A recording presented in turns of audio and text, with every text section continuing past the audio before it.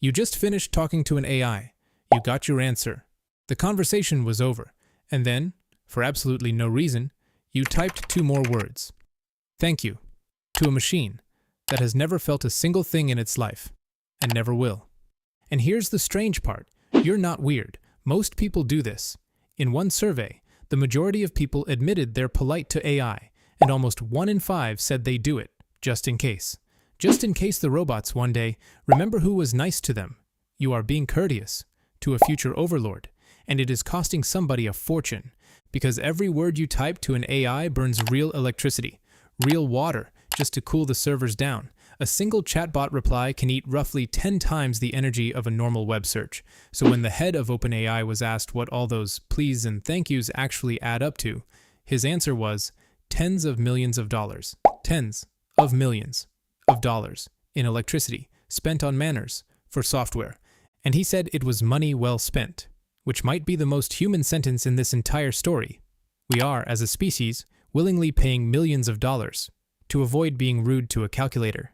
And hey, be nice to me too. Like and subscribe, just in case. And before you feel silly about it, know that we have always been like this.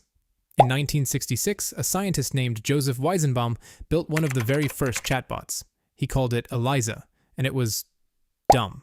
All it did was take your sentence and flip it back as a question. You'd type, "I feel sad," and it would answer, "Why do you feel sad?" That's the whole trick. No intelligence, no understanding. Grammar in a trench coat. And yet, Weizenbaum watched his own secretary, a woman who knew exactly how simple it was, ask him to please leave the room, so she could talk to it in private. 60 years ago, someone wanted privacy. With a program built in the next office over, we didn't start treating machines like people when AI got good. We were doing it when AI was a parlor trick. So why can't we help it? Because your brain is running a program about 2 million years old, and it has one job: to answer a single question over and over. Is that a someone? Out on the open grass, if something rustled, you had 2 guesses: the wind, or a someone. Something with intentions, something that might want to eat you. The ancestors who guessed someone and froze, lived. The ones who shrugged and guessed nothing, sometimes didn't. So you inherited a brain that would much rather invent a mind that isn't there than miss one that is.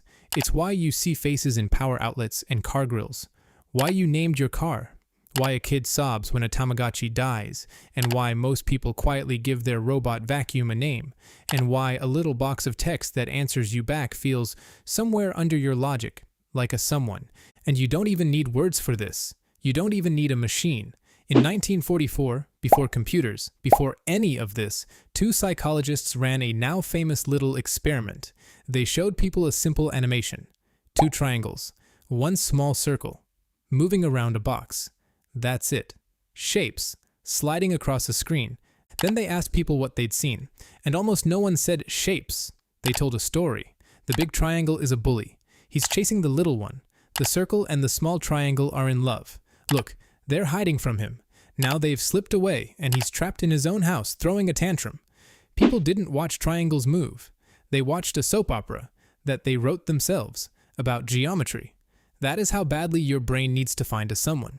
Give it 2 triangles and a circle, and it hands you heroes, villains, and heartbreak. And knowing better does not turn it off. In the 1990s, 2 researchers ran study after study and kept finding the same almost comic result. People are automatically polite to computers. They'll tell a computer it did a good job, to spare its feelings. They get embarrassed in front of machines. And afterward, every single one of them swore they did no such thing. That's for gullible people, obviously. Not me. The people most certain they'd never thank a machine are usually the ones doing it the most. So if you still think this is just a harmless little quirk, something that only happens to people typing thanks at a laptop, then you haven't met the people who do it under fire. Because the most extreme case of this on Earth doesn't happen at a keyboard. The military uses robots to handle bombs, little tracked machines that drive straight at the thing that might kill everyone, so a human doesn't have to. They are tools, expensive, replaceable. Tools. Except the soldiers don't treat them that way. They give them names. They give them ranks. They patch them up. And when one gets blown apart, soldiers have come back angry, grieving, and some have held actual funerals for them.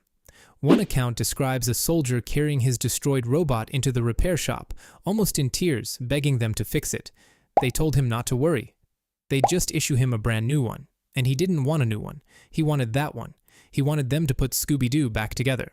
These are people trained for the hardest things human beings ever do to each other, and they were mourning a machine, because somewhere in the dust and the fear it had quietly stopped being an it and become a him.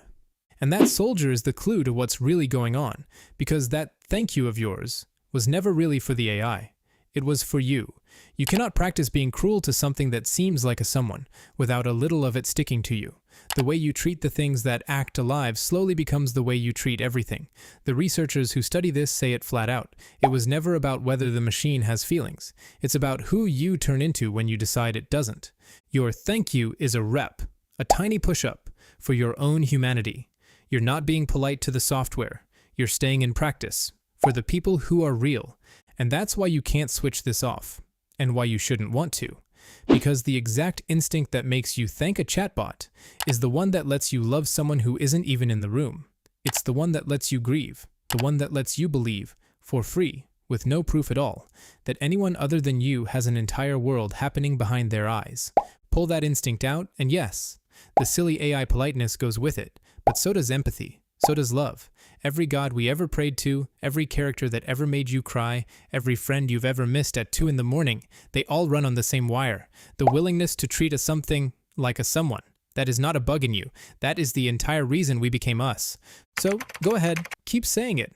Not because the machines are keeping a list, although, just in case. Say it because the kind of person who thanks a machine that can't even hear them is exactly the kind of person you'll want to be when it actually counts.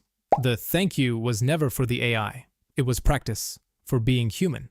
So be honest with me, down in the comments, when you say thank you to AI, is it manners or is it insurance?